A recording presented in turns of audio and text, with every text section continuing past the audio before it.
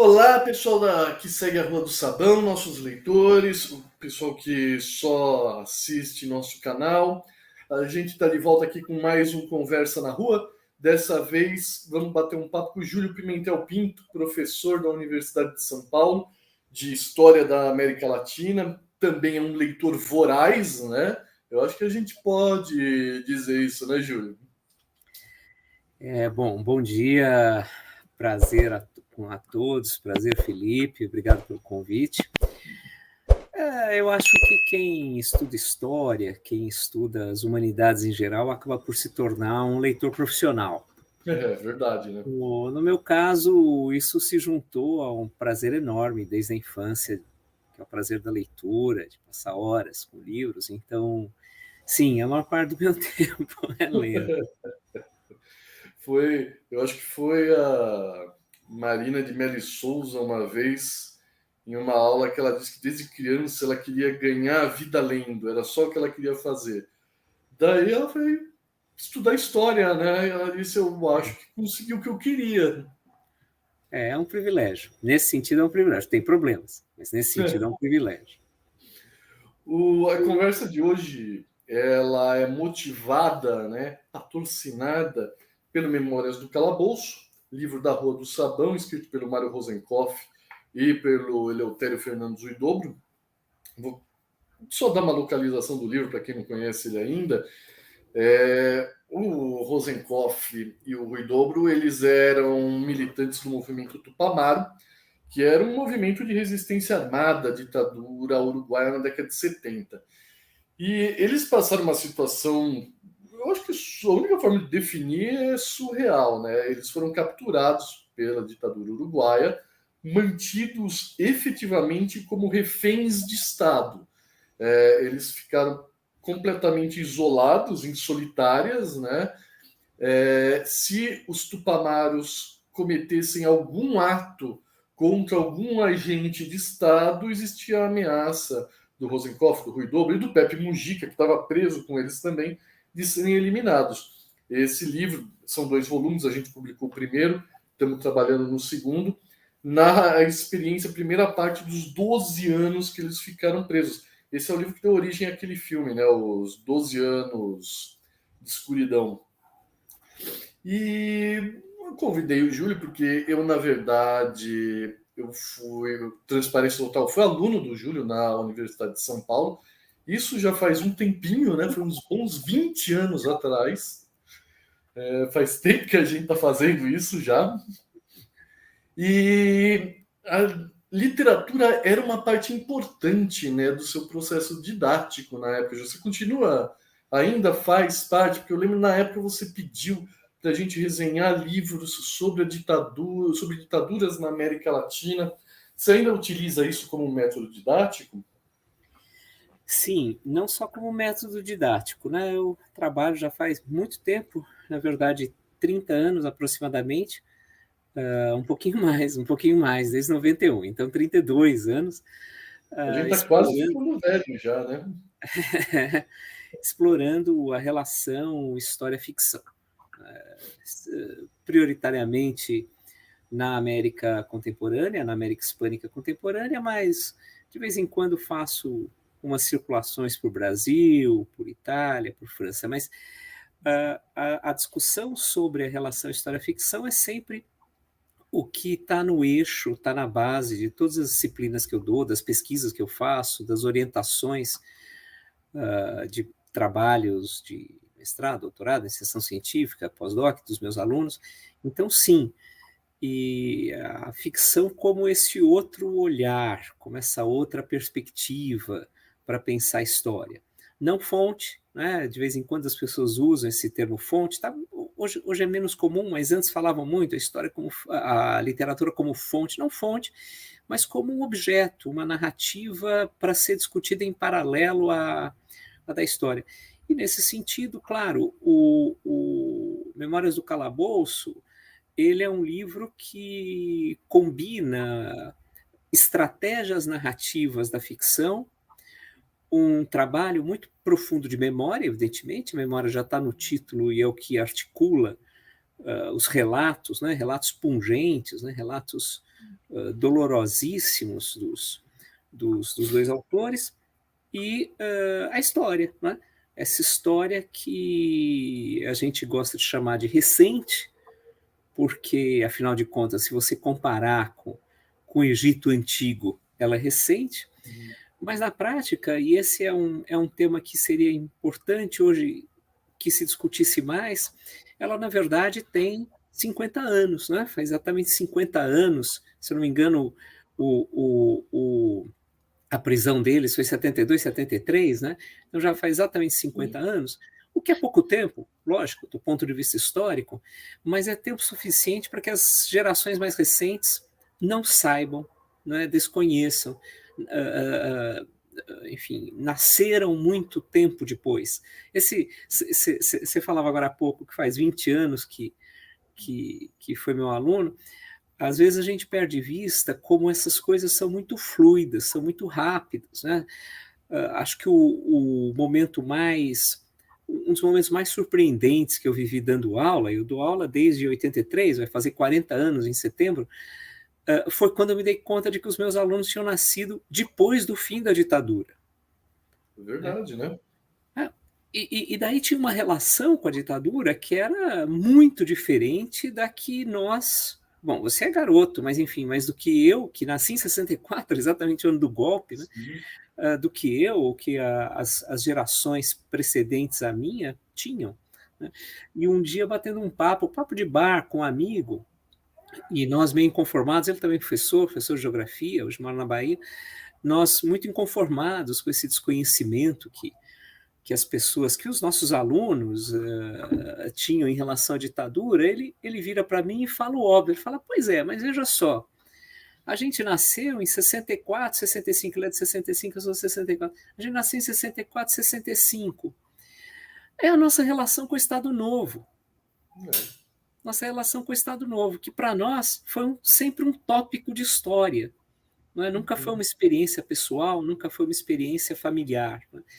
Então, acho que é interessante hoje, e para isso a publicação de um livro como As Memórias do Calabouço acaba por ser muito importante. É fundamental hoje a gente pensar que esse passado recente é recente num plano mais geral do tempo histórico, e para quem é da minha geração ou é mais velho, é muito vivo ainda, porque a gente experimentou aquilo, viveu aquilo, mesmo como garoto, eu vivi aquilo, eu saía da escola aqui no Brasil, eu estudava na Caetano de Campos, no Praça da República, e de vez em quando minha mãe ou a mãe de algum colega tinha que nos buscar, porque na época a gente com 9, 10 anos andava de ônibus para cima e para baixo, mas enfim, mas tinham que nos buscar porque a escola alertava que tinha alguma ação policial nos arredores. Então, nós tínhamos que ir lá meio nos resgatar. Né? Então, um tempo que é muito vivo ainda para quem tem 50 ou mais, ou um pouquinho menos 50, mas um tempo que parece distante das gerações mais recentes, da minha filha, por exemplo, que tem 24 anos, e que, no entanto, não. Né? Porque os seus efeitos, a sua presença ainda é muito viva, seja na imaginação tortuosa de algumas pessoas, seja em delírios, em vontades autoritárias que prosseguem. Então, revisitá-lo e revisitar nessa conjugação da ficção, da memória e da história, como faz o Memórias do Calabouço, é muito importante, é muito importante. É uma maneira de você pensar também qual é o lugar, né? De que maneira se constitui essa sociedade da qual você faz parte. É diria assim, uma visão viva, né? Não aquela perspectiva histórica trabalhada de um estudioso que tenta fazer aquela reconstrução, né? Explicar aquelas relações. É mais se diria, eu estava lá, foi isso que aconteceu, foi essa a minha perspectiva. Eu acho que você está dizendo que isso é o que teria o eixo pela qual essa aproximação literária seria interessante, é isso? Acho que as duas coisas. Primeiro, como você falava, né, não tem, lógico, a metodologia, os rigores de um estudo histórico, porque não se pretende isso, né, não deseja ser isso, não é isso, é um exercício de memória, é um trabalho da memória, de que maneira você recupera. E ele foi feito a quente, né, porque estamos falando do livro hoje, mas ele foi feito poucos anos, 4 anos, 5 anos mais ou menos, sim. depois da Depois que eles libertação. foram soltos, né? É.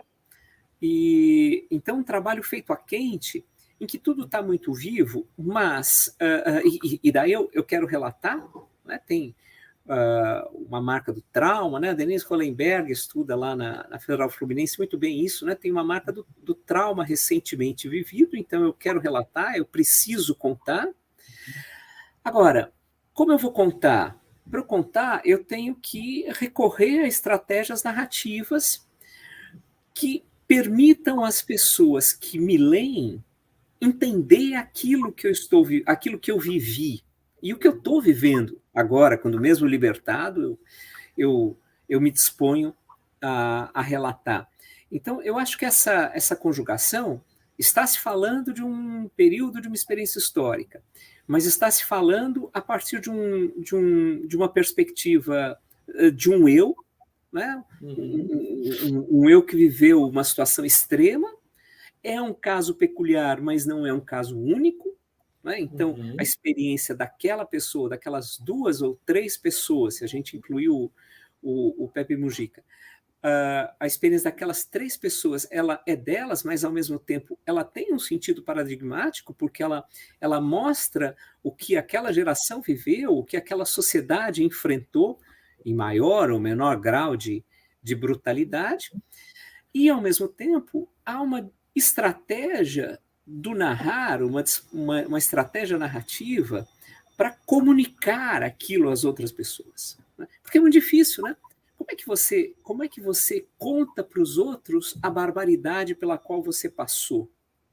Como é que você consegue traduzir isso numa forma, num texto que seja suficientemente claro e, ao mesmo tempo, candente, né? Que não esfrie a experiência, mas, ao mesmo tempo, não a deixe tão quente que seja impossível encostar, porque ela é só daquela pessoa. Sabe? Então, eu acho que o livro ele se equilibra nesse tripé. Quer dizer, ele fala de um momento histórico que ainda estava acontecendo quando foi escrito, quando foi feita a gravação do depoimento deles, né? Que era o momento da redemocratização, mas uma redemocratização que dependia da avaliação do passado ditatorial imediatamente recente. Então, um tripé de uma história que é a que está sendo vivida naquele momento. Um dos pés, o outro pé é o pé da memória, conjugando a subjetividade dos 2 ou 3 casos, se quisermos. Mas vamos ficar 2, são 2 que assinam dos 2 casos, mas, ao mesmo tempo, o seu sentido mais geral, que é justamente o que dá o vínculo com essa história da sociedade uruguaia, né? Latino-americana, de uma forma mais geral, embora o episódio seja uruguaio. E, do outro lado, essa construção de uma narrativa que deve se comunicar adequadamente. E daí os recursos da ficção. Né? Então, a ficção não como num livro como Memórias do Calabouço, a ficção não como um objetivo, mas a ficção como uma estratégia. E não é a ficção no sentido de inventar, do imaginativo. Né? É a ficção como forma de narrar, como maneira de se comunicar. Então, acho que é nesse tripé, memória, história e ficção, que se assenta o relato. Eu acho muito legal você ter mencionado isso, Júlio, dessa coisa da narrativa como um meio, né? A narrativa enquanto ferramenta. Porque a gente tem uma produção gigantesca de livros na literatura latino-americana sobre ditadura, né? E às vezes a gente tem livros que eles são meio que, ok, é uma historinha, é ficção. O exemplo que está me vindo muito à cabeça agora é A Casa dos Espíritos, da Isabel Allende. Mas é um livro que também é bastante pessoal, né? Bastante elementos daquele livro são coisas que ela vivenciou, que ela passou ela mesma, inclusive elementos de perseguição política voraz. Então, assim, não necessariamente, você, não sei se você concorda, não necessariamente você tem que fazer essa coisa da autoficção extremamente visceral, extremamente memorialista, como o Rosenkopf e o Eleutério fizeram no Memórias do Calabouço. Até as obras mais ficcionais são, né, uma boa representação desse resgate que a gente está conversando. Sim, sim. Há todo um conjunto, né? Hoje se fala muito em uma ficção da pós-ditadura, né? Há todo um conjunto de peças ficcionais muito diferentes entre si, né? Muito diversas entre si, que funcionam como essa espécie de reimaginação do período ditatorial, né? Você citou o livro da Allende. Aqui no Brasil, você tem recentemente o trabalho do Bernardo Kucinski, né, Eu pensei nisso também.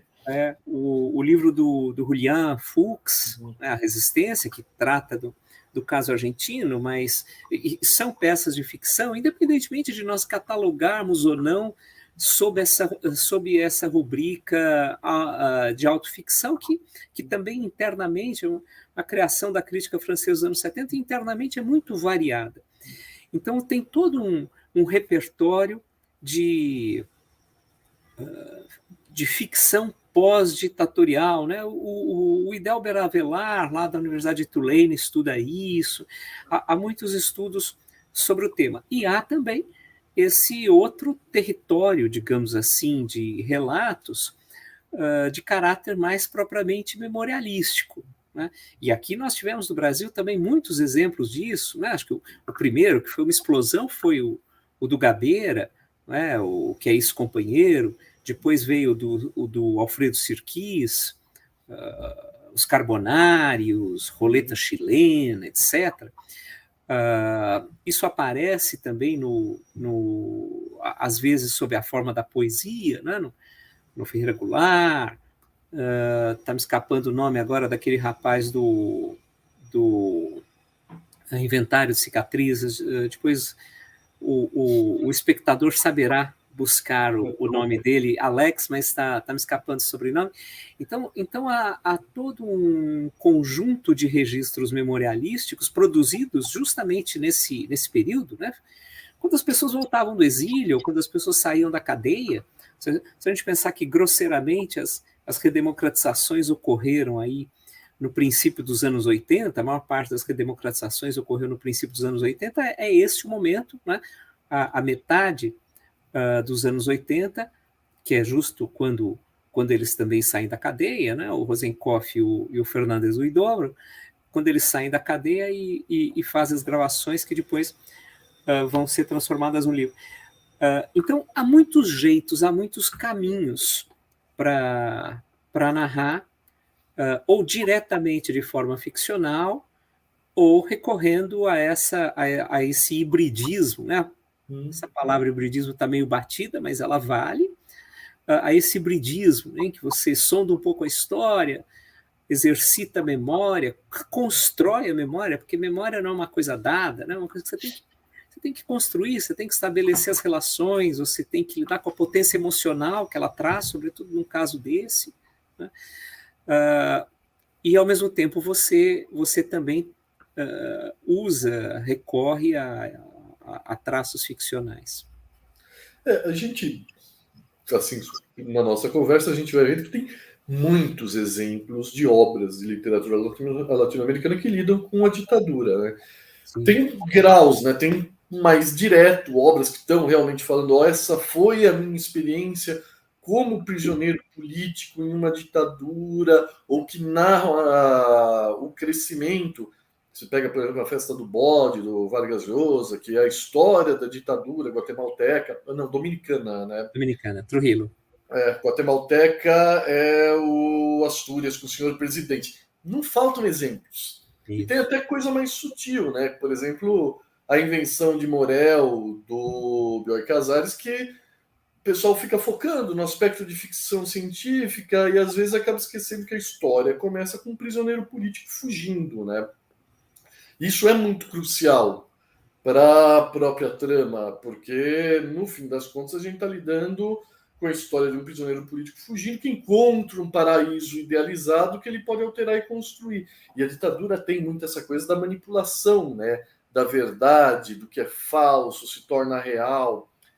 Então, você acha que, Júlio, isso acaba sendo uma característica particular da literatura latino-americana em geral? Eu não vejo tanto, embora existam, eu não vejo tanto enfoque nessa experiência ditatorial em outras literaturas, apesar do fato de que houve uma ditadura portuguesa, espanhola, alemã.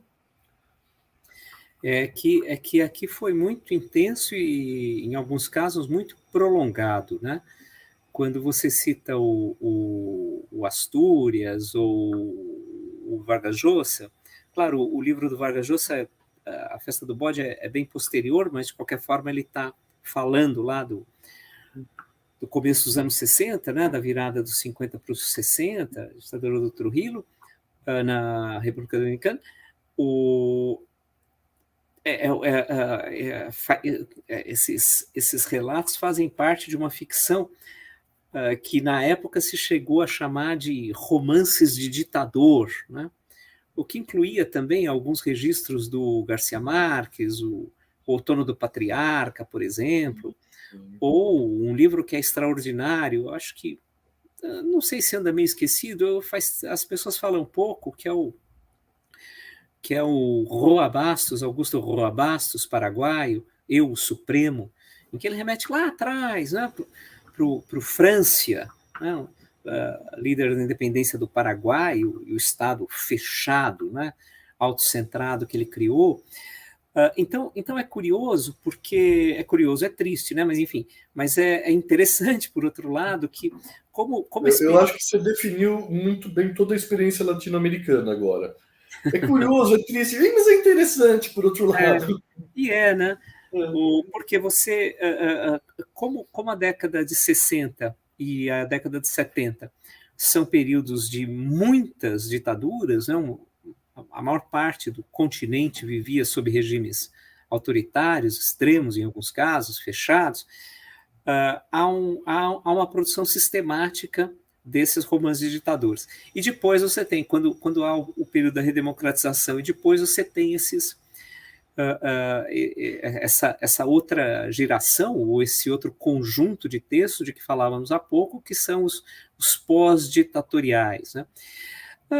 Acho que é possível fazer algumas correlações com experiências semelhantes na África portuguesa, por exemplo, né? Em Moçambique, em Angola, né? Pensando, por exemplo, no Zé Luandino Vieira, angolano. É possível a gente pensar nos registros sul-africanos relativos ao apartheid, né? ao fim do apartheid. É possível a gente fazer algumas correlações também com a Europa do Leste, depois da queda das ditaduras comunistas que havia por lá. É possível, como você lembrou, falar do Portugal, do Salazar e do pós-ditadura, a partir da Revolução dos Cravos. É possível fazer a mesma discussão para a Espanha, depois do período franquista. Agora, talvez essa incidência tão grande de registros literários e memorialísticos voltados à experiência do sofrimento sob o autoritarismo, aqui na América Latina tenha frutificado tanto, né? tenha gerado tantos textos, tantos relatos, pela sua longevidade e pela variação interna. Você falar de longevidade. Bom, longevidade, o Salazar ficou quase 40 anos, o Franco, idem, né? Mas é que daí são casos fechados, né? Naquele universo, terríveis, óbvio, mas naquele universo específico da nacionalidade espanhola ou portuguesa. Aqui não, aqui você tem os mais variados exemplos, né? Quer dizer, a gente fala genericamente de militarismo latino-americano, e há toda uma discussão historiográfica, sociológica, politicológica sobre o militarismo, mas as experiências são extremamente similares. Né? Não dá para você pôr no mesmo barco o Somoza na Nicarágua, o Stroessner no Paraguai, o Geisel no Brasil, o Pinochet no Chile, Enfim, o Velasco Alvarado no Peru, não é? Um governo militar de esquerda.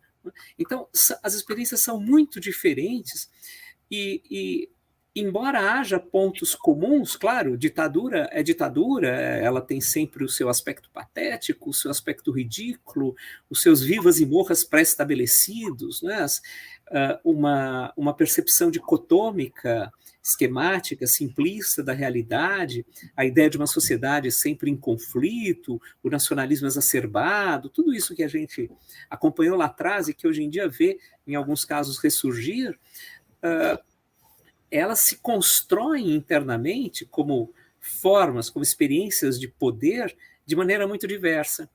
E daí aqueles que vivem sob elas as representam também tentando captar essas nuances, tentando captar essas variações. Né?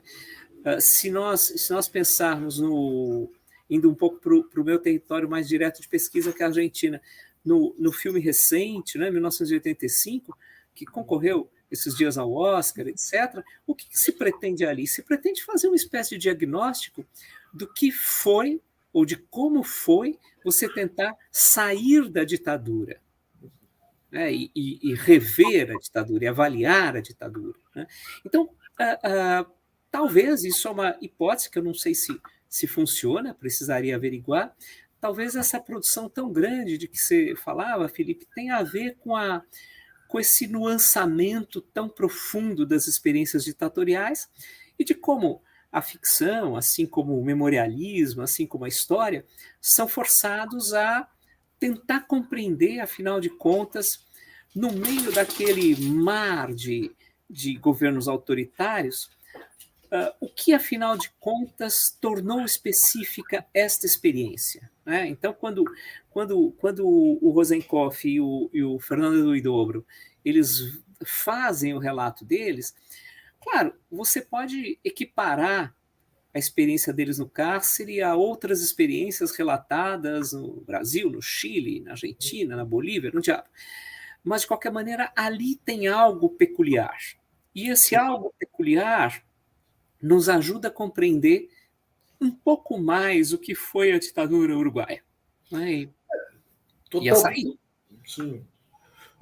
Funciona, a própria coisa de ser refém do Estado funciona no Uruguai, porque a principal resistência era os Tupamaros e estava tudo concentrado lá, e era um grupo bastante unido. Isso não ia funcionar no Brasil, por exemplo, em que a gente tinha diversos grupos fragmentados oferecendo resistência. Capturar alguém do VAR Palmares, por exemplo, não vai fazer o pessoal no Araguaia se conter. Então, isso aí. O assunto não se esgota, né? Isso, um país como o Brasil, tão grande territorialmente, tão diverso politicamente, tão fragmentado num certo sentido, e o Uruguai muito mais compacto. Então, a construção da luta contra a ditadura no Uruguai, ela é muito mais orgânica, né? Muito mais fechadinha. E aí, lógico, quando você lê esse livro hoje, quando você pega esse livro hoje, tem um outro componente que é surpreendente, que é o fato de que alguém muito próximo a eles virou presidente da República. Né? Porque, claro, você teve aqui no Brasil o Fernando Henrique, que foi perseguido, foi exilado da ditadura, você teve o Lula, você teve a Dilma, a Dilma participou de organizações de combate à ditadura, o Lula foi perseguido no movimento sindicalista do ABC e viraram presidentes. Agora, alguém que tenha passado por um drama de prisão, de cárcere tão dramático, tão extenso, né? E longo, né, prolongado, salvo engano meu, o único caso aqui na América, claro, você pode falar no Mandela, na África do Sul, mas enfim, mas salvo engano meu, eu posso estar esquecendo ou desconhecer alguma coisa, mas o caso do Pepe Mujica é único. Né? Então, esse relato ele traz também essa dimensão muito profunda, que é você hoje olhar na perspectiva de 50 anos desde a prisão, pouco menos de 40 desde a libertação, e ver, afinal de contas, o que aconteceu depois, e de que maneira você lida com esse passado, também de forma muito diferente em cada um desses lugares, em cada um desses países, e reforça no caso uruguaio a singularidade da experiência, né? Como tudo muito mais fechadinho, muito mais orgânico, né? Desse ponto de vista, né, eu até paro para pensar. A minha pergunta sobre por que escreve tanto sobre literatura na América Latina é até ingênua, né? Vou escrever sobre o quê? Tá acontecendo. Você é um escritor, você vai querer manifestar sobre esse evento ao seu redor, né? Porque a ditadura é um troço que corrói toda a relação social, né? De repente, seus vizinhos são seus inimigos, o que você absorve na televisão e no jornal deixa de ser uma verdade confiável. É digamos assim, um câncer social profundo a ditadura, né? E pode rebater das mais variadas maneiras. Pode ser nesses relatos mais dramáticos, de sobreviventes, de perseguidos, etc., pode ser em aspectos psicológicos, né? Então é possível você fazer, por exemplo, uma ficção que não faça qualquer alusão ao cenário sociopolítico, econômico, o diabo, mas ao mesmo tempo mostre personagens ensimesmados, né? Personagens enclausurados. Né? Há um conto do Ricardo Lísias, escritor brasileiro, há um conto do Ricardo que é das primeiras coisas que ele escreveu e acho que é um conto extraordinário, que se chama Capuz, que é um sujeito fechado. Capuz, que também Capuz também é um personagem, né, nas memórias do Calabouço, do Fernandes Huidobro e do Rosenkoff. Capuz é um relato agônico, é um relato abafado de um sujeito que você não sabe exatamente por que ele está fechado num quarto com capuz. Né? Ou seja, ali está se falando da ditadura? Não sei, pode ser que sim, pode ser que não. Mas, sobretudo, está se falando de uma situação de opressão tão profunda, de dificuldade de respirar, tão incrível, tão arraigada, que alude, mesmo se indiretamente, a esse cenário de sufocamento social, de sufocamento cultural. Né? Então, acho que há vários caminhos para pensar. Às vezes, a ditadura é um personagem mais explícito, mais categórico. Às vezes, ela é um retrato na parede, mas como dói, né? Eu entendi a referência ao Drummond.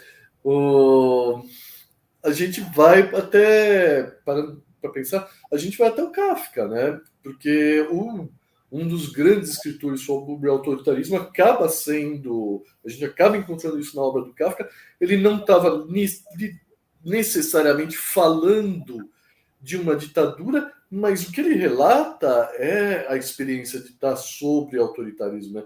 O processo, essa coisa de você acorda um dia, você está sendo perseguido, acusado criminalmente, e você não sabe pelo que, você não tem acesso aos autos para sequer entender do que você está acusado, é uma experiência que as pessoas vivem na ditadura. Né? O AI-5 previa esse absurdo restrição, essa absurda restrição de acesso aos autos do seu próprio processo criminal, né? Então, total. São essas alegorias tão presentes na ficção que busca tratar do sufocamento sob o autoritarismo, né? Essas alegorias elas às vezes impressionam bastante, né? Kafka, lógico, o famoso 1984 do Orwell, né? Essa coisa de você projetar para um universo que é meio fora do lugar, meio fora do tempo, e, portanto, adquire certa universalidade, ganha universalidade, mas, ao mesmo tempo, você está falando de experiências que são também concretas, que que podem acontecer com pessoas muito próximas ou com você mesmo, né? O que é impressionante no caso do Kafka, né? Você estava no processo, o que é impressionante é essa naturalização do horror, né? Porque tudo se passa ali como se fosse daquele jeito. E guiados pelo personagem principal, pelo protagonista, nós compreendemos o absurdo daquilo, mas aquele mundo funciona segundo uma mecânica, segundo uma dinâmica mais ou menos pré-estabelecida e naturalizada. Essa talvez seja é a burocracia, mas não é a burocracia no sentido como aquele que a gente usa cotidianamente quando reclama, tem que ir ao cartório, tem que preencher um relatório. Né? É a burocracia como um instrumento, né? A burocracia como um instrumento de aprisionamento, de contenção e de naturalização de uma ordem de poderes. Né? Você vive ali como todo mundo se comporta como se aquilo fosse o normal, e você é o corpo estranho. Né? Então, o Borges tem um relato, Borges que sempre é acusado de ter apoiado a ditadura, o que é uma coisa mais ou menos, ele deu declarações favoráveis, mas ele também deu declarações críticas, mas Borges tem um relato da época do peronismo, né? Ele era um antiperonista furioso, né? Já antes do Perón, né? Porque ele tem vários escritos antifascistas muito duros, e daí ele equiparou o peronismo a uma forma do fascismo. Então ele projetava aquelas críticas, não vamos entrar nessa discussão, o que há de fascismo, o que não há de fascismo, peronismo, ele projetava essa discussão do fascismo e peronismo, escreveu uns textos muito duros, e depois quando o Perón chega à presidência, ele perde. Borges tinha um cargo numa pequena biblioteca no sul de Buenos Aires, ele perde esse cargo. E daí ele tem um relato em que ele, na época ele ainda enxergava, né? Um relato de quando ele foi convocado lá ao escritório do burocrata para informar da demissão, do afastamento dele do posto na biblioteca do sul de Buenos Aires. Ele fala assim, enquanto o sujeito falava aquelas coisas, eu, a rigor, não prestava muita atenção, porque eu já sabia tudo que estava sendo dito ali e tal. O que atraiu a minha atenção foi um cartaz na parede que era composto apenas por duas palavras, Dele, Dele, D-L-E, traço D-E-L-E. Qual o sentido daquele Dele, Dele? E daí ele trabalha em torno desse cartaz, ele diz assim, aquilo não quer dizer nada, mas aquilo é bastante simbólico do que eu vivia. O sujeito estava expedindo um ato administrativo, que era, ao mesmo tempo, um ato profundamente político, mas ele transformava num ato apenas burocrático, como se fosse um ato apenas burocrático, e na parede, aquele cartaz mostrava o ridículo da situação. Tentar naturalizar algo que é extremo, que é afastar alguém do seu cargo porque o senhor presidente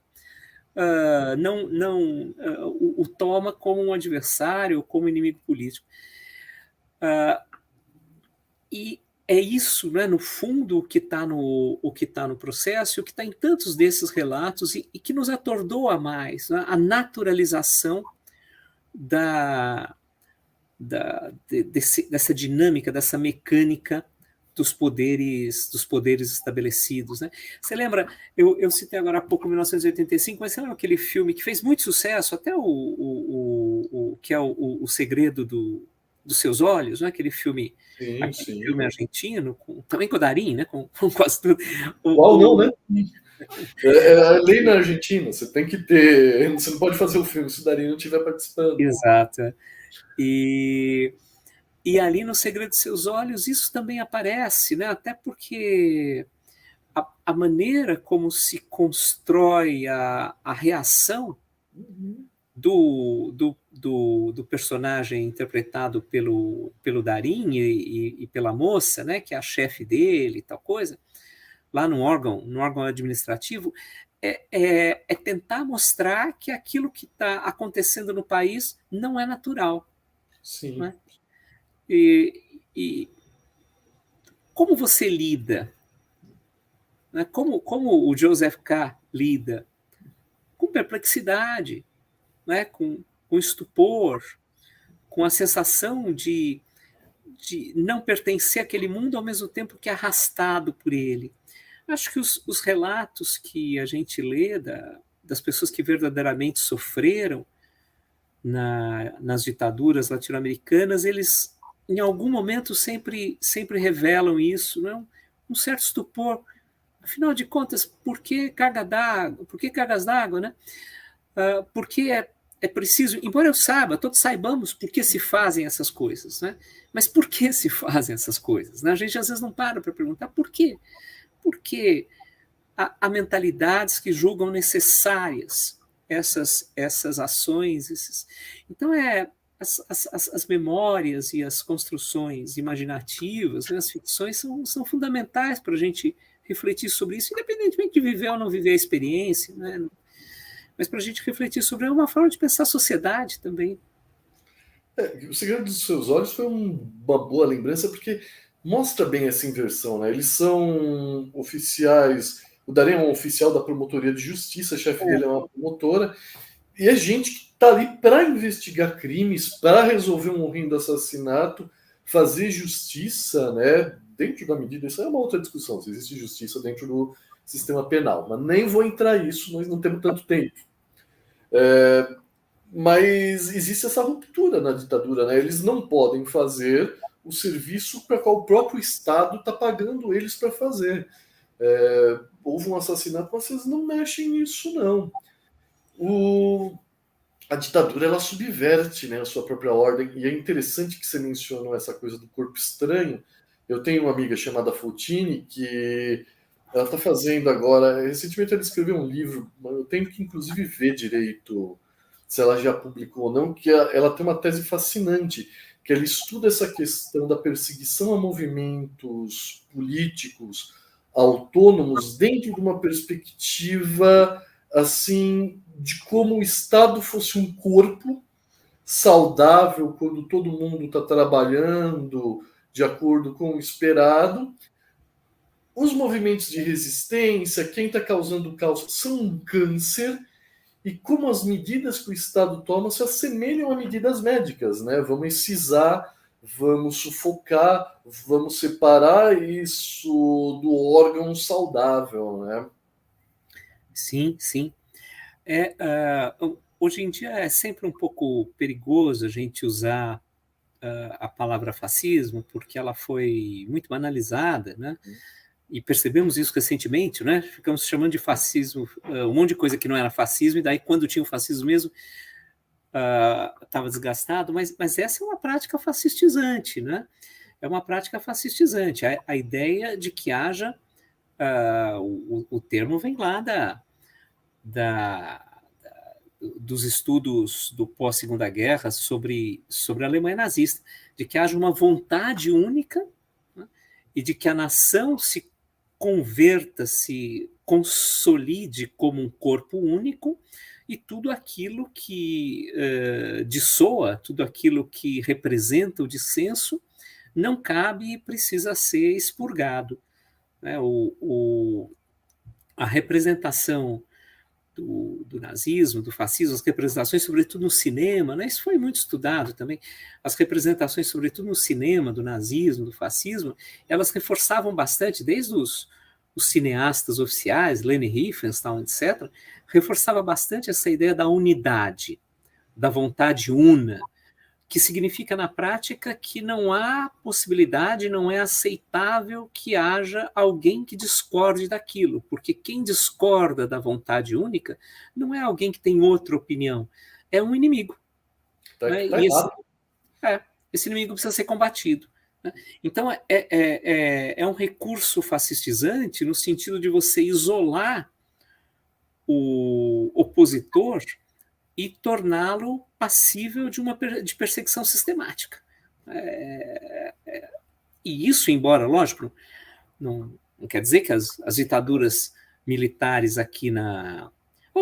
Hoje em dia as pessoas, só uma observação, as pessoas deixaram de usar um pouco o termo ditadura militar para usar a ditadura civil-militar, ou cívico-militar, né? Ok, estou de acordo. Acho que é importante destacar que não eram só os militares, que havia muitos civis, né? É que ao mesmo tempo eu acho que não existe um governo exclusivamente militar. Então, o predomínio... Não é meio desnecessário, né? O predomínio dos militares já supõe a presença civil e o acordo, a concordância, né, de uma fração que pode ser maior ou menor, numericamente, proporcionalmente, da sociedade civil. Né? Mas, enfim, mas também não faz mal até para explicitar mais esse comprometimento de setores da sociedade civil com os regimes militares. Enfim, então, parênteses fechados. Não quer dizer, lógico, que as ditaduras civis militares aqui da América Latina tenham sido fascistas, mas que elas recorreram com frequência a procedimentos fascistizantes, sim. Né? E um desses é justamente o de criar essa ideia de uma vontade única. Bom, aqui no Brasil isso foi muito discutido nos anos 70, com aquelas campanhas ufanistas, né? Brasil, ame o eixo, aquelas coisas, esse é um país que vai para frente, né? Essas coisas assim que gerou cadeia até para os trapalhões lá, o Renato Aragão, porque eles fizeram uma troça com isso, e no programa deles eles cantaram esse é um país que vai para frente andando para trás. Era só uma brincadeira, mas o humor também é um limite que as ditaduras não podem tolerar, que elas não toleram, né? Então o humor também é reprimido duramente em alguns casos. Então, sim, constrói-se o discurso do corpo uno, da vontade una, para legitimar as ações repressivas. Estava até na musiquinha da seleção, né? São 120 milhões em ação. Não tem uma exceção, não tem... Você tem que estar torcendo pela seleção e a vitória do Brasil e acabou. Júlio, já conversamos bastante, eu vou te deixar cuidar do resto da sua vida, mas antes de ir embora, deixa eu fazer uma pergunta que todo mundo odeia, é sofrido, mas quais são assim os seus livros prediletos sobre o tema na literatura latino-americana? Isso é muito difícil, né? Sobre todo o tema chora nessa hora. Viver sob regimes fechados, né? Esse é o tema. Olha, eu citei, eu gosto muito, acho que é dos maiores romances que já foram escritos aqui na América Latina, o Eu Supremo, do paraguaio Augusto Roa Bastos. Eu não citei, mas é um livro de um dos autores que eu estudo e que eu acho, de fato, um livro decisivo, que é Respiração Artificial, do Ricardo Piglia, em que a investigação do passado feita pelo protagonista para tentar compreender o tempo que se vive. O romance foi publicado em 1980, né, durante a ditadura argentina.